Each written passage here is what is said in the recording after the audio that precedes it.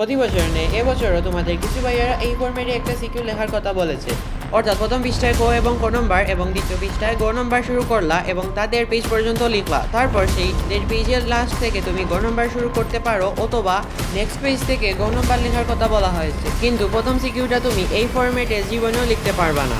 অর্থাৎ ওনারা প্রতিনিয়তই এইসব ভুল তথ্য ছড়াচ্ছেন।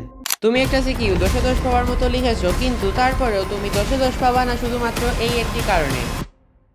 আসসালামু আলাইকুম সবাইকে, আশা করি তোমরা সবাই অনেক ভালো আছো।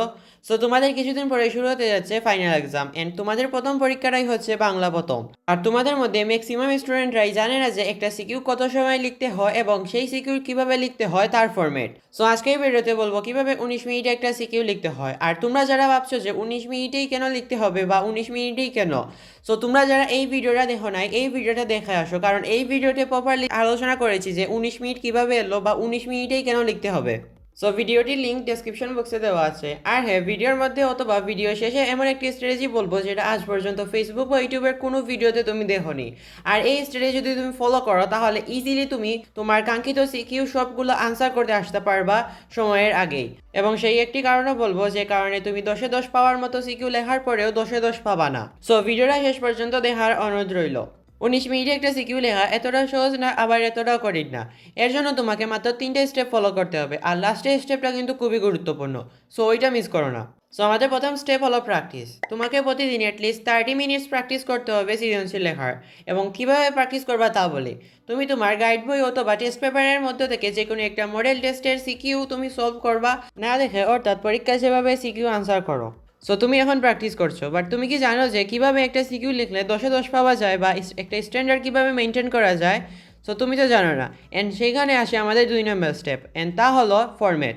এই ফরম্যাট নিয়েই প্রতি বছর অনেক কাহিনী হয়, বাট আজকে এই ভিডিওতে তোমাকে যেভাবে ফরম্যাট বলবো বা যে স্টাইলে তোমাকে লিখতে বলবো তা যদি তুমি ফলো করো তাহলে তুমি অনেক ভালো একটা মার্ক পাবা। হয়, এবার তোমাকে আগে বলে রাখতে চাই যে তুমি ইউটিউবে যে ভিডিওগুলো দেখেছো বা দেখবে সামনে, সেগুলোতে কিন্তু ভুল ফরম্যাট দেওয়া থাকে। হ্যাঁ, তুমি ঠিকই শুনছো, ওইসব ফরম্যাটগুলো কিন্তু ভুলভাবে উপস্থাপন করা হয়। তোমাকে যে বলে যে প্রথম পেজে তুমি ক খ এইভাবে লিখবা, বাট ওইটা কিন্তু পসিবল হয় না মেইন এক্সামে। কারণ এসএসসি পরীক্ষার পেপারগুলো এইরকম থাকে, উপরে তোমাকে বিষয়ের কোড এবং বিষয়ের নাম লিখতে হবে এবং তার সাথে ডেটও লিখতে হবে।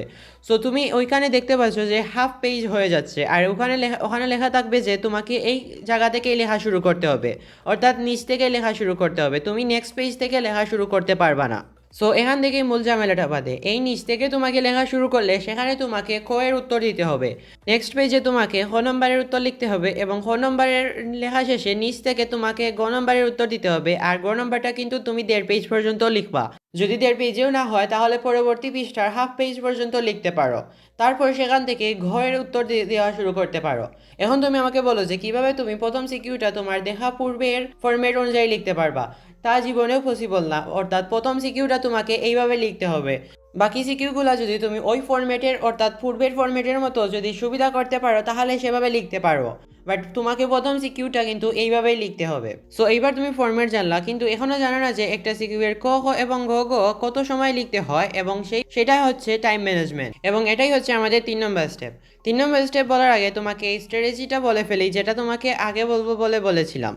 তো সেই স্ট্র্যাটেজিটা হলো ওয়ার্ম আপ। তুমি পরীক্ষায় যাওয়ার 1 ঘন্টা আগে তুমি একটা সিকিউ প্র্যাকটিস করে যাবা, অর্থাৎ 19 মিনিটে একটা সিকিউ যেভাবে লেখার ফরম্যাট বলেছি সেই সেম ফরম্যাট অনুযায়ী ফলো করে টাইমের ভিতরে একটা সিকিউ লেখার চেষ্টা করবা। এন্ড এইভাবে যদি তুমি একটা প্র্যাকটিস করে যাও তাহলে কিন্তু ইজিলি তুমি তোমার সব কয়টা সিকিউ আনসার করে আসতে পারবা সময়ের আগে। অন্যদিকে বাকিরা হাতের জড়তায় ভুগবে তখনও। সো এবার বলা যাক 3 নম্বর স্টেপ। অ্যান্ড 3 নম্বর স্টেপ বলার পর বলবো যে সেই একটা কারণ যে কারণে তুমি 10/10 পাবা না একটা সিকিউ লেখার পরেও। তো আমাদের 3 নম্বর স্টেপ হলো টাইম ম্যানেজমেন্ট। আর এই স্টেপে বলবো যে ক খ গ অ্যান্ড গ নম্বর কত মিনিটে আনসার করতে হয়। সো তোমাকে ক নম্বর আনসার করতে হবে 1 থেকে 2 মিনিটের মধ্যে, এবং তা আনসার করবা 1 থেকে 2 লাইনের মধ্যে। এবং খ নম্বরটা তুমি আনসার করবা 2 থেকে 3 মিনিটের মধ্যে, এবং তা তুমি লিখতে পারবা 6 থেকে বা 5 থেকে 6 লাইনের মধ্যে। তারপর গ নম্বরটা তুমি 5 থেকে 6 মিনিটের মধ্যে লিখবা এবং তা তুমি স্ট্যান্ডার্ড ওয়াইজ লিখতে পারবা। এন্ড তারপর গ নম্বরটা তুমি 7 থেকে 8 মিনিটের মধ্যে লিখতে হবে। সো এই ছিল লাস্টের স্টেপটি, অর্থাৎ টাইম ম্যানেজমেন্ট। অ্যান্ড তোমাদেরকে আগে একটা কথা বলবো বলে বলেছিলাম যে তোমাকে একটা স্টেপের কারণে বা একটু শুধুমাত্র এই একটি কারণে তুমি 10-এ 10 পাবা না সিকিউতে, অ্যান্ড তা হলো হ্যান্ড রাইটিং। হ্যাঁ, তোমার হ্যান্ড রাইটিং কিন্তু অনেক ম্যাটার করে বোর্ড এক্সামে। সো তোমার হাতের লেখা যদি খারাপ হয় তাহলে তুমি কিন্তু অনেক কমই মার্ক পাবা, অর্থাৎ 10-এর মধ্যে তুমি 6-7 এরকম পেতে পারো যদি এক্সামিনার কিছুই না বোঝে তোমার লেখার। সো ট্রাই করবা যে হ্যান্ড রাইটিং সুন্দর রেখে সব করে সিকিউ আনসার করার। সো এই ছিল টোটাল ভিডিও, অ্যান্ড আজকে এই ভিডিওতে বলার চেষ্টা করেছি যে কীভাবে 19 মিনিটে একটা সিকিউ লিখতে হয়, অ্যান্ড তার সাথে তার ফরম্যাট এবং টাইম ম্যানেজমেন্টের স্ট্র্যাটেজিগুলো, এবং একটা স্ট্র্যাটেজি এবং একটা কারণ বলেছি যে কারণে তুমি একটা সিকিউ 10-এ 10 পাওয়ার মতো লেখার পরেও 10-এ 10 পাবা না। আর ভিডিওটা তুমি তোমার ফ্রেন্ডদের মাঝে শেয়ার করে দিও, অ্যান্ড ভালোভাবে প্রিপারেশন নাও এক্সামের জন্য।